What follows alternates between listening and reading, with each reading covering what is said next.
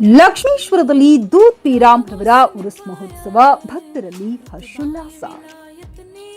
ಲಕ್ಷ್ಮೇಶ್ವರ ಪಟ್ಟಣದ ಐತಿಹಾಸಿಕ ದೂದ್ ಪೀರಾಮ್ ದರ್ಗಾದಲ್ಲಿ 137ನೇ ವರ್ಷದ ಉರುಸ್ ಮಹೋತ್ಸವವು ಮಾರ್ಚ್ 31ರಿಂದ ಏಪ್ರಿಲ್ 5ರವರೆಗೆ ವಿವಿಧ ಧಾರ್ಮಿಕ ಹಾಗೂ ಸಾಂಸ್ಕೃತಿಕ ಕಾರ್ಯಕ್ರಮಗಳೊಂದಿಗೆ ವಿಜೃಂಭಣೆಯಿಂದ ನಡೆಯಲಿದೆ. ಮಾರ್ಚ್ 31ರಂದು ರಾತ್ರಿ 9 ಗಂಟೆಗೆ ಸಂದಲ್ ಕಾರ್ಯಕ್ರಮ ಚಾಲನೆ, ಏಪ್ರಿಲ್ 1ರಂದು ರಾತ್ರಿ 9 ಗಂಟೆಗೆ ಉರುಸ್ ಮುಬಾರಕ್ ಕಾರ್ಯಕ್ರಮ ನಡೆಯಲಿದ್ದು ಭಕ್ತಾದಿಗಳು ಹೆಚ್ಚಿನ ಸಂಖ್ಯೆಯಲ್ಲಿ ಭಾಗವಹಿಸಲಿದ್ದಾರೆ. ಏಪ್ರಿಲ್ 4ರಂದು ರಾತ್ರಿ 9 ಗಂಟೆಗೆ ವಾಜ್ ಬಯಾನ್ ಆಶ್ಮಿಯಾ ಅಶ್ರಫಿ ಅಲ್ ಜಿಲಾನಿ ಕಚೋಚಾ ಶರೀಫ್ ವಾಜಾ ಬಯಾನ್ ನಡೆಯಲಿದೆ. ಏಪ್ರಿಲ್ 5ರಂದು ರಾತ್ರಿ 9 ಗಂಟೆಗೆ ಕವ್ವಾಲಿ ಕಾರ್ಯಕ್ರಮ ನಡೆಯಲಿದ್ದು ಭಾರತದ ಪ್ರಸಿದ್ಧ ಕವ್ವಾಲರ್ ಕಾರ್ಯಕ್ರಮ ನಡೆಯಲಿದೆ. ಎಲ್ಲಾ ಕಾರ್ಯಕ್ರಮಗಳಿಗೆ ಸ್ಥಳೀಯರು ಹಾಗೂ ಸುತ್ತಮುತ್ತಲಿನ ಗ್ರಾಮಗಳ ಭಕ್ತರಿಗೆ ಆಹ್ವಾನ ನೀಡಲಾಗಿದೆ. ಉತ್ಸವದ ಅಂಗವಾಗಿ ಭಕ್ತರಿಗೆ ಅನ್ನ ಸಂತರ್ಪಣೆ ಸೇರಿದಂತೆ ಹಲವು ಸೇವಾ ಕಾರ್ಯಕ್ರಮಗಳನ್ನು ಕೂಡ ಏರ್ಪಡಿಸಲಾಗಿದೆ ಎಂದು ಕಾರ್ಯದರ್ಶಿ ಸಾಹೇಬ್ ಬಜಾನ್ ಅವಾಲ್ದಾರ್ ತಿಳಿಸಿದರು. ಈ ಸಂದರ್ಭದಲ್ಲಿ ಅಧ್ಯಕ್ಷರಾದ ಸುಲೇಮಾನ್ ಕಣಕೆ, ಉಪಾಧ್ಯಕ್ಷರಾದ ಇರ್ಫಾನ್ ಬೇಗ್ ಮಿರ್ಚಾ, ಸದಸ್ಯರಾದ ದಾದಾ ಪೀರ್ ಕಾರಡಗಿ, ಕಲಂದರ್ ಸುರಣಗಿ, ನೂರ್ ಅಹಮದ್ ಸಿದ್ದಿ, ಫಹೀಮುಲ್ಲಾ ಪಲ್ಲಿ, ಸಾದಿಕ್ ಶಮಾಲಿ ವಾಲಿ, ಶಫೀಕ್ ಸಾಬ್ ಸಿದ್ದಾಪುರ, ಅಕ್ಬರ್ ಸುರಣಗಿ, ಭಾಷಾ ಸಾಬ್ ಮುಳುಗುಂದ ಮತ್ತು ದಾದಾ ಪೀರ್ ಮುಚ್ಚಾಲಿ, ಕ್ವಾಜಾ ಪೀರ್ ಜಮಖಂಡಿ ಅನೇಕ ಗಣ್ಯರು ಈ ಸಂದರ್ಭದಲ್ಲಿ ಉಪಸ್ಥಿತರಿದ್ದರು. ದೂದ್ ಪೀರಾಮ್ ಉರುಸ್ ಮಹೋತ್ಸವವು ಸಹೋದರತ್ವ, ಶಾಂತಿ ಮತ್ತು ಸೌಹಾರ್ದತೆಯ ಸಂಕೇತವಾಗಿದ್ದು ಪ್ರತಿ ವರ್ಷದಂತೆ ಈ ವರ್ಷವೂ ಕೂಡ ಭಕ್ತರು ಹೆಚ್ಚಿನ ಸಂಖ್ಯೆಯಲ್ಲಿ ಭಾಗವಹಿಸಿ ದೂದ್ ಪೀರಾಮ್ ರವರ ದರ್ಶನಕ್ಕೆ ಪಾತ್ರರಾಗಬೇಕೆಂದು ದೂದ್ ಪೀರಾಮ್ ಕಮಿಟಿ ಮತ್ತು ಸರ್ವ ಸದಸ್ಯರು ಭಕ್ತರಲ್ಲಿ ಮನವಿ ಮಾಡಿದರು. ವರದಿ ಅಲ್ತಾಫ್ ಹುಸೇನ್ ಹವಾಲ್ದಾರ್, ಲಕ್ಷ್ಮೇಶ್ವರ. ಕೇಂದ್ರವಾದ ಹಜರತ್ ಸೈಯದ್ ಸುಲೇಮಾನ್ ಬಾಷಾ ಖಾದ್ರಿ ಉರ್ಫ್ ದೂದ್ ಪೀರಾಮ್ ಅವರ 137ನೇ ಉರುಸ್ಸಿನ ನಿಮಿತ್ತ ಇವತ್ತು ನಾವೆಲ್ಲರೂ ಸುದ್ದಿ ಮಾಧ್ಯಮದವರಿಗೆ ಒಂದು ಪ್ರೆಸ್ ಮೀಟಿಂಗನ್ನು ಕರೆಯಲಾಗಿದೆ. ಈ ಒಂದು ಸಭೆಯಲ್ಲಿ ತಾವೆಲ್ಲ ಭಾಗವಹಿಸಿದ್ದೀರಿ. ಸೋಷಿಯಲ್ ಮೀಡಿಯಾ, ಪ್ರಿಂಟ್ ಮೀಡಿಯಾ ಮತ್ತು ಎಲ್ಲ ನಮ್ಮ ಸ್ಥಳೀಯ ಸುದ್ದಿ ಮಾಧ್ಯಮದ ಎಲ್ಲ ಹಿರಿಯರು, ಯುವಕರು ಎಲ್ಲ ಇದರಲ್ಲಿ ಭಾಗವಹಿಸಿದ್ದೀರಿ. ಮೊಟ್ಟ ಮೊದಲಿಗೆ ದರ್ಗಾ ಕಮಿಟಿ ಹಾಗೂ ಸಮಸ್ತ ಭಕ್ತರ ಪರವಾಗಿ ತಮ್ಮೆಲ್ಲರಿಗೂ ಹೃತ್ಪೂರ್ವಕವಾದ ಸ್ವಾಗತವನ್ನು ಕೋರುತ್ತೇನೆ.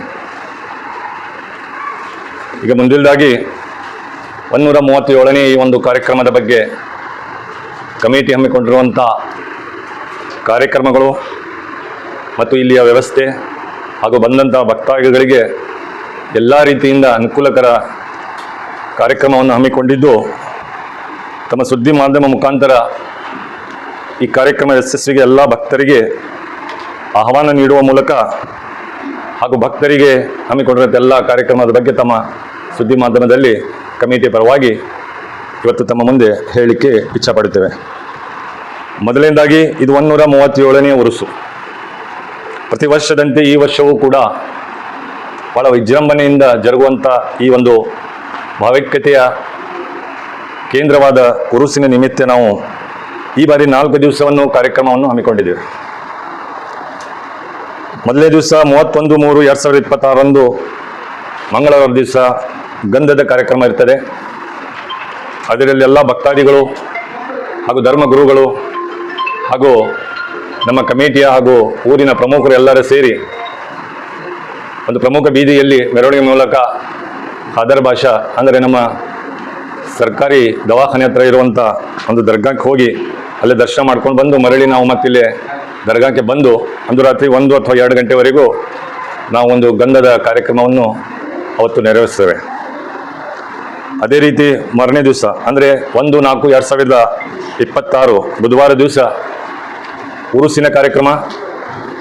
ಅಂದು ರಾತ್ರಿ 9 ಗಂಟೆಯಿಂದ ಬೃಹತ್ತಾದ ನಮ್ಮ ಬ್ಯಾಂಡ್ ಕಂಪನಿಯೊಂದಿಗೆ ಇವತ್ತು ಈ ವರ್ಷ ನಾವು ಸೌನೂರು ರಬ್ಬಾನಿ ಬ್ಯಾಂಡ್ ಕಂಪ್ನಿ ಹಾಗೂ ಬೆಳಗಾವಿದ ಬ್ಯಾಂಡ್ ಕಂಪ್ನಿ ಈ ಸಲ ತಾಜ್ ಮಹಲ್ದೊಂದಿಗೆ ಮೆರವಣಿಗೆ ಮೂಲಕ ಪ್ರಮುಖ ಬೀದಿಯಲ್ಲಿ ಹಾದು ಬೆಳಿಗ್ಗೆ 6:30ರಿಂದ 7 ಗಂಟೆವರೆಗೂ ಬಂದು ಇಲ್ಲಿ ಗದ್ಗೆ ಮೇಲೆ ಗಲೇಫನ್ನು ಹಾಕಿ ಅಂದು ಆ ಉರುಸಿನ ಕಾರ್ಯಕ್ರಮ ಮುಕ್ತಾಯಗೊಳ್ಳುತ್ತದೆ. ಅದೇ ರೀತಿ ಮತ್ತು 2 ಮತ್ತು 3 ಇಲ್ಲೇ ಒಂದು ನಮಗೆ ಆ ದಿವಸ ಯಾವುದೇ ಕಾರ್ಯಕ್ರಮ ಇರೋಂಗಿಲ್ಲ. ಮತ್ತೆ 4 ಮತ್ತು 4/2026 ಶನಿವಾರ ದಿವಸ ನಮ್ಮ ಒಂದು ಧಾರ್ಮಿಕ ಕಾರ್ಯಕ್ರಮ, ಪ್ರವಚನ ಕಾರ್ಯಕ್ರಮ ಅಂದು ನಮ್ಮ ದರ್ಗಾ ಒಂದು ಆವರಣದಲ್ಲಿ, ಮೈದಾನದಲ್ಲಿ ಬೃಹತ್ತಾದ ಎಲ್ಲ ಭಕ್ತಾದಿಗಳು ಸೇರಿ ಅಂದು ವಿಶೇಷವಾಗಿ ನಮ್ಮ ಧರ್ಮಗುರುಗಳಾದ ಹಾಶ್ಮಿ ಮಿಯಾ ಇವರ ಜೊತೆಗೆ ಅವರು ಮಗನಾದ ಅವರು ಕೂಡ ಮೊಯೀಜ್ ಅಶ್ರಫಿ ಅವರು ಕೂಡ ಅವ್ರ ಜೊತೆಗೆ ಬರ್ತಾರೆ. ಇನ್ನೂ ಅನೇಕ ಧರ್ಮಗುರುಗಳು ಅದರಲ್ಲಿ ಸ್ಥಳೀಯವಾಗಿ ಮತ್ತು ಬೇರೆ ಬೇರೆ ಊರಿಂದ ಪಾಲ್ಗೊಳ್ಳಲಿದ್ದಾರೆ. ಹಾಗೂ ಈ ಒಂದು ಧರ್ಮಗುರುಗಳ ಅನುಯಾಯಿಗಳು ಹಾಗೂ ಪ್ರಸಿದ್ಧವಾದ, ಇಡೀ ನಮ್ಮ ದೇಶಕ್ಕಿಲ್ಲ ಜಗತ್ತಿಗೆ ಇವರು ಪ್ರಸಿದ್ಧಿದ್ದಾರೆ. ಬೇರೆ ಬೇರೆ ದೇಶಗಳು ಕೂಡ ಇವರು ಅನುಯಾಯಿಗಳಿದ್ದಾರೆ. ಅನೇಕ ಧರ್ಮ ಪ್ರವಚನದ ಬಗ್ಗೆ ಇವರು ಸವಿಸ್ತಾರವಾಗಿ ಭಾಷಣ ಮಾಡುತ್ತಾರೆ. ನಾವು ಒಂದು 4-5 ವರ್ಷದಿಂದ ಇವರಿಗಾಗಿ ಕಾಯ್ತಾ ಇದ್ವಿ. ಇವರ ಒಂದು ಅನುಮತಿ ಮೇರೆಗೆ ನಾವು ಇವ್ರಿಗೆ ಆಹ್ವಾನ ನೀಡಿ ಕರೆದು ಕಾರ್ಯಕ್ರಮ ಮಾಡಬೇಕಂತ ಹೇಳಿ ನಾವು ಸುಮಾರು 4-5 ವರ್ಷದಿಂದ ಪ್ರಯತ್ನದಲ್ಲಿದ್ವಿ. ಅದಕ್ಕಾಗಿ ಈ ವರ್ಷ ನಮಗೆ ಈ ಒಂದು ಅವಕಾಶ ಸಿಕ್ಕೈತಿ. ಇದರಲ್ಲಿ ಸಾಕಷ್ಟು ಭಕ್ತಾದಿಗಳು ಮತ್ತು ಅನುಯಾಯಿಗಳು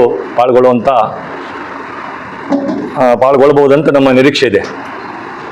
ಅದೇ ರೀತಿ ಖವಾಲಿ ಕಾರ್ಯಕ್ರಮ ಪ್ರತಿ ವರ್ಷದಂತೆಯೂ ಕೂಡ ಈ ವರ್ಷ ನಾವು ದಿನಾಂಕ 5/4/2026 ಜರುಗಲಿದೆ. ಅದರಲ್ಲಿ ಈ ಬಾರಿ ನಮ್ಮ ಮುಂಬೈಯ ಪ್ರಸಿದ್ಧವಾದ ಇಫ್ತಿಕಾರ್ ಬ್ರದರ್ಸ್ ಇವರು ಹಾಗೂ ಅದರ ಜೊತೆಗೆ ಈ ಸಲ ಸೋಫಿ ಮುಮ್ತಾಜ್ ಅಜೀಜ್ ನಾಜಾ ಇವರು ಕೂಡ ಈ ವರ್ಷ ಖವಾಲಿ ಕಾರ್ಯಕ್ರಮದಲ್ಲಿ ಪಾಲ್ಗೊಳ್ಳಲಿದ್ದಾರೆ. ಈ ಖವಾಲಿ ಕಾರ್ಯಕ್ರಮ ಕೂಡ ಸಾಕಷ್ಟು ಖವಾಲಿ ಪ್ರಿಯರು, ಭಕ್ತಾದಿಗಳು, ಸ್ಥಳೀಯರು ಸಾಕಷ್ಟು ಈ ಸಲ ನಮಗೆ ಹೆಚ್ಚಿನ ಸಂಖ್ಯೆಯಲ್ಲಿ ಜನ ಸೇರುವಂಥ ನಿರೀಕ್ಷೆ ಇದೆ. ಅದೇ ರೀತಿ ಎಲ್ಲ ಕಾರ್ಯಕ್ರಮ ಜೊತೆಗೆ ನಾವು ಯಾವ್ಯಾವ ವ್ಯವಸ್ಥೆಗಳು ಬೇಕು, ಜನರಿಗೆ ಅನುಕೂಲವಾಗುವಂಥ ಸ್ಟೇಜ್ ಕಾರ್ಯಕ್ರಮ ಇರೋದರಿಂದ ಎಷ್ಟು ಜನ ಸೇರಿದರೂ ಕೂಡ ಅವ್ರಿಗೆ ಯಾವುದೇ ತೊಂದರೆ ಆಗಲಾರ್ದಂಗೆ LED ಆಗಲಿ, ಸೌಂಡ್ ಸಿಸ್ಟಮ್ ಆಗಲಿ, ಅಥವಾ ಅವ್ರು ಎಲ್ಲೇ ಯಾವುದೇ ಒಂದು ತೊಂದರೆ ಇಲ್ಲದಂಗೆ ಆ ಕಾರ್ಯಕ್ರಮವನ್ನು ವೀಕ್ಷಣೆ ಮಾಡಿಕೊಂಡು ಅವ್ರು ಮರಳುವಂಥ ವ್ಯವಸ್ಥೆ ನಾವೆಲ್ಲ ಕಮಿಟಿಯ ವತಿಯಿಂದ ಹಾಗೂ ಸ್ಥಳೀಯ ನಮ್ಮೆಲ್ಲ ಮುಖಂಡರಿಂದ ಅದನ್ನೆಲ್ಲ ನಾವು ವ್ಯವಸ್ಥೆ ಮಾಡ್ಕೊಂಡಿವಿ. ಅದೇ ರೀತಿ ಬರುವಂಥ ಭಕ್ತಾದಿಗಳಿಗೆ ನಾವು ಯಾವುದೇ ತೊಂದರೆ ಆಗಲಾರ್ದಂಗೆ ಅವ್ರ ಆರೋಗ್ಯ ಆಗಲಿ, ಸ್ವಚ್ಛತೆ ಬಗ್ಗೆ ಆಗಲಿ, ಅಥವಾ ಕುಡಿಯುವ ನೀರಾಗಲಿ, ಇಂಥ ಅನೇಕ, ಆಮೇಲೆ ಕೆಲವೊಮ್ಮೆ ನಮ್ಮ ಇವು ಕಾರ್ಯಕ್ರಮ ನಡುವಾಗ ನಮ್ಮದು ಅದರ ಒಳಗಡೆನ ಅನ್ನದಾಸೋಹ ಆಗಲಿ, ಇಂಥ ಅನೇಕ ಕಾರ್ಯಕ್ರಮಗಳನ್ನು ನಾವು ಹಮ್ಮಿಕೊಂಡಿವಿ. ಒಟ್ಟಾರೆ ಕಮಿಟಿಯ ಪರವಾಗಿ ಬರುವಂಥ ಭಕ್ತಗಳಿಗೆ ಸುರಕ್ಷತೆಯಿಂದ ಬಂದು ಅವರು ಮರಳಿ ಸುರಕ್ಷತೆಯಿಂದ ಮತ್ತೆ ಅವರವ್ರ ಊರಿಗೆ ಹೋಗಬೇಕು ಅನ್ನೋದು ನಮ್ಮೆಲ್ಲ ಪ್ರಯತ್ನದಲ್ಲಿ ನಾವು ಇದ್ದೀವಿ. ज़ियारत के लिए आते हैं, इसमें आपका बहुत बड़ा रोल रहता है. मैं ख़ास करके पूरे मीडिया वालों को दरगाह की जानिब से, हमारे लक्ष्मीश्वर के मुसलमानों की जानिब से तमाम मीडिया वालों का शुक्रिया अदा करता हूँ. एक ऐसी अजीब हस्ती है हज़रत सैयद सुलेमान बादशाह उर्फ दूध नाना, हम सब लोगों के लिए एक रहमत बनकर लक्ष्मीश्वर की सरजमीन पे आए हैं. मैं समझता हूँ आज लक्ष्मीश्वर में अगर भाईचारा, प्यार, मोहब्बत अगर बची है तो एक दूध नाना के दरगाह की तरफ से और दूसरा हमारे सोमेश्वर देवस्थान की तरफ से. ये दोनों ऐसे मुक़द्दस जगह यहाँ पर हैं कि हम लोग हिंदू मुस्लिम अमन और शांति से यहाँ पर हैं.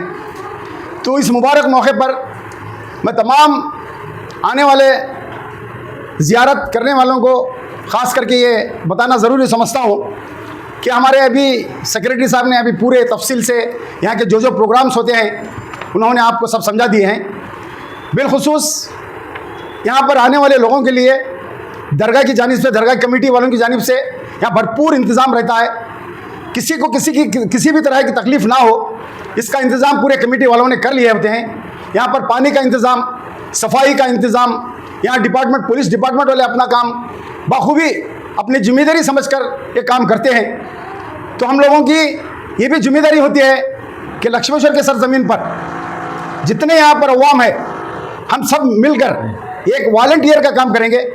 क्योंकि इस बार यहाँ पर जो शख्सियत मौलाना हाशमी मियाँ साहब क़िबला यहाँ पर तशरीफ़ ला रहे हैं, तो इसकी वजह से यहाँ पर आने वाले लोग, पब्लिक थोड़ा ज़्यादा होने का अंदेशा है. इसलिए हम पूरे लक्ष्मीश्वर के जिम्मेदारों ने मिलकर एक काम करेंगे और वॉलंटियर बनकर हम लोग सब हम लोग काम करेंगे. और साथ ही साथ यहाँ पर पुलिस डिपार्टमेंट वालों ने भी अपनी जिम्मेदारी निभाने का वादा किया है और साथ ही साथ म्यूनसिपल कॉरपोरेशन वाले भी पूरी अपनी जिम्मेदारी से काम कर रहे हैं. और उसी तरह मीडिया वालों का भी एक बड़ा जिम्मेदारी का काम है, क्योंकि आपके ज़रिए पूरे हिंदुस्तान के कोने कोने में ये खबर जाती है। तो मैं ख़ास करके आप लोगों से गुजारिश करता हूँ कि आप जितना हो सके मीडिया के मुखातर, मीडिया के ज़रिए ये पूरे प्रोग्राम्स के बारे में, यहाँ पर होने वाले कार्यक्रम के बारे में आप लोगों को मैसेज दीजिए। हमें उम्मीद है कि आप अपना जिम्मेदारी का काम पूरा निभाएंगे। और साथ ही साथ आने वाले लोगों के लिए यहाँ पर हॉस्पिटल का इंतज़ाम किया गया है, सफाई का इंतज़ाम किया गया है और पानी पीने के लिए पानी का इंतज़ाम किया गया है।